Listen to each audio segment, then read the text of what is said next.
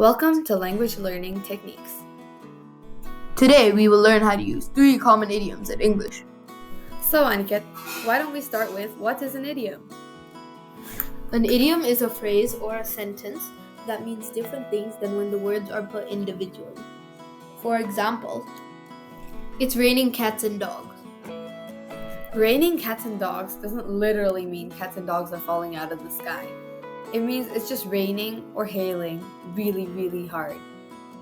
Another example would be, the work was a piece of cake. A piece of cake just means it's easy, like eating cake. So don't try to eat your homework the next time your teacher says it's a piece of cake. Our final example for today is break a leg.